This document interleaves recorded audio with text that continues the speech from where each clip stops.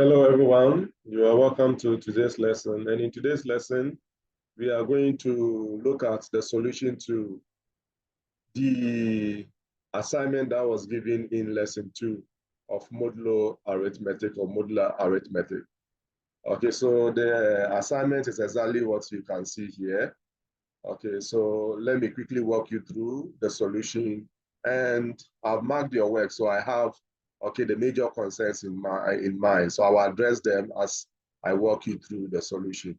Okay, so question 5A. Okay, so we are supposed to draw up a table for the multiplication modulo 7 on the set. So this will be the set that we'll use in drawing our table. So obviously the first thing that you write is solution. Questions are numbered. Remember, I've told you, because we also want you to number your solution and number precisely. So here, your major question number, this question has a major question number, that is 5. Okay, you are looking at minor question number A. So A must also come. That's where you need a table. So in the table, you know how many elements here, 1, 2, 3, 4, 5.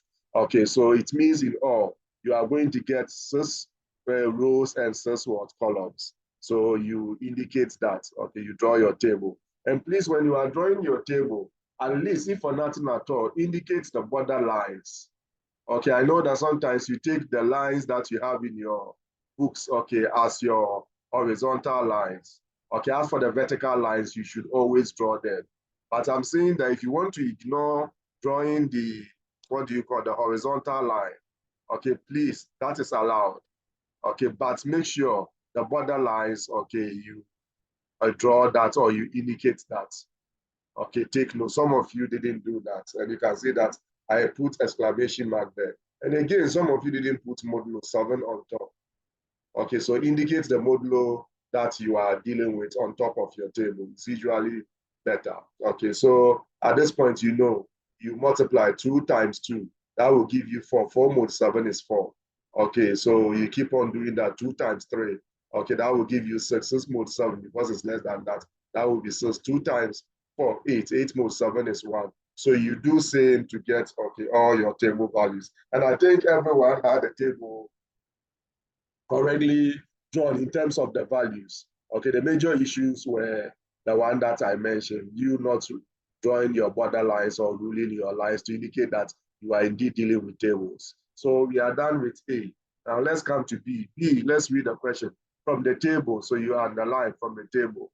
Even I've told you, if the question says from the table or, okay, it didn't tell you this, you should know that once a table is drawn, usually if you can use your table, it's better. It saves you, okay, time. So we come to BI. What are we supposed to find? We are supposed to find this.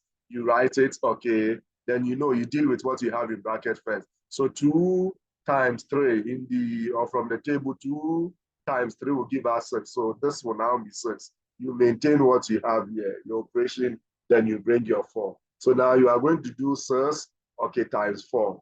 Okay, 6 times 4 will give you 3. So you know that that's supposed to be your final answer.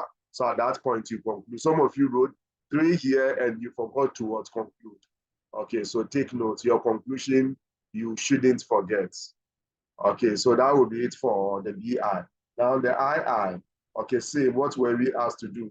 We're asked to find this. So that's what we have here. So you write whatever that you are asked to find or evaluate. And this is an expression. Quickly, let me also say this.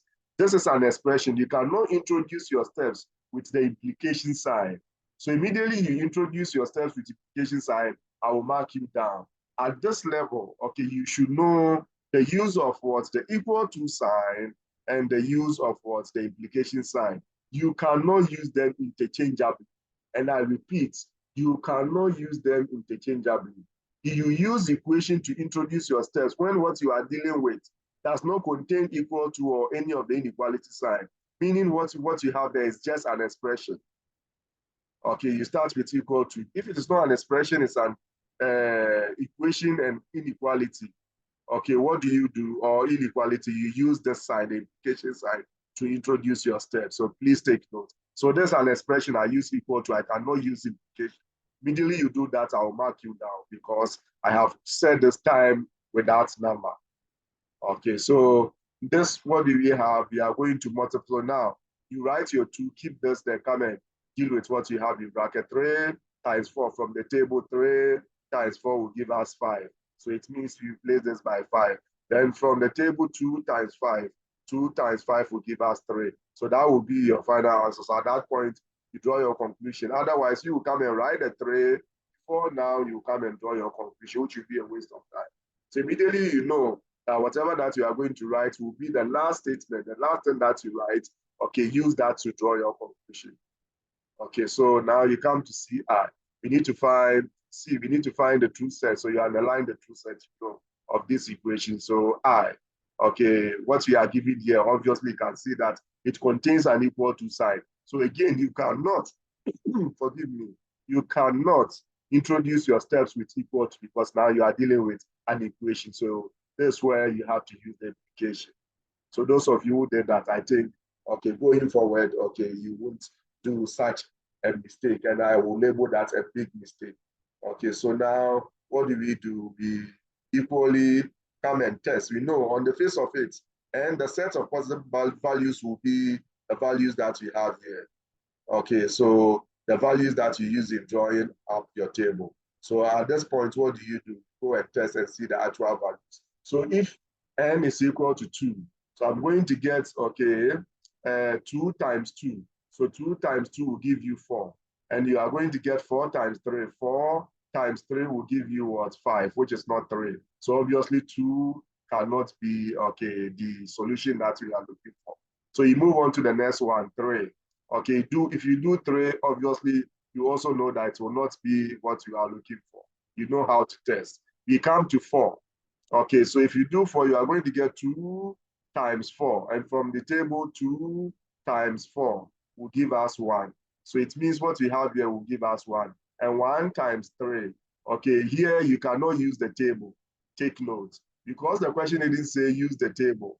But frankly speaking, okay, and actually speaking, because 1 is not part of what this set, it means for this particular question, we should have ended there. Or if you ended, no issues. But because the question didn't say that, okay, using the table.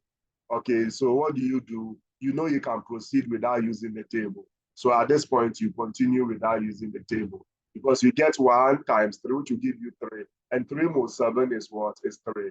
So you end here, and it means 4 will satisfy. Otherwise, okay, somebody can also draw the conclusion, okay, the empty set. Therefore, okay, an empty set.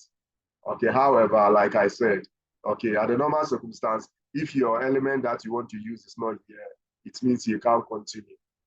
But here, just because, okay, the question didn't specifically tell you to use the table, but meanwhile, the table is restricted to these elements. Okay, that's why from the table, you get stuck there. Okay, so now, if that is well understood, let's look at the II. II too, you come and investigate. It's the same thing. On the face of it, okay, you do what? You test. On the face of it, your possible values will be 2, 3, 4, 5, 6. But the actual values will come out when you test. Okay, so if n is equal to 2, you know that you get 2, okay, times 2. So you deal with the one in brackets here. So it will be 2 times 2 will give you 4 from the table. Okay, no, the question didn't ask you to use the table. I've told you if you can use the table, use the table. Okay, to make your work, unless maybe what you have there, you can't use your table. That's where you go by your usual, okay, understanding or appreciation of the concept. Okay, because the question was a little flexible. It didn't indicate. But if it was strictly from the table, then you have no business using any other method. So at this point, it should be 2 times 2, which is what? 4. Then it should be 4 times 2. And 4 times 2 will give us 1. So it means 2 will satisfy. So you come and provide evidence of work for it. Okay, just as when 4 satisfied, you provide that evidence for work, okay, or of work for it. So now we come to the next one, 4. Okay, 4. 4, if n is equal to 4, to be 4, 4, 4. So 4 times 4 will give us 4 times 4 will give us what? 2. So it will be 2 times 4. So 2 times 4 is giving you 1. So that is also satisfying. So you provide evidence of work for it. Okay, and if you test the rest, okay, 5 and 6, none of them will satisfy.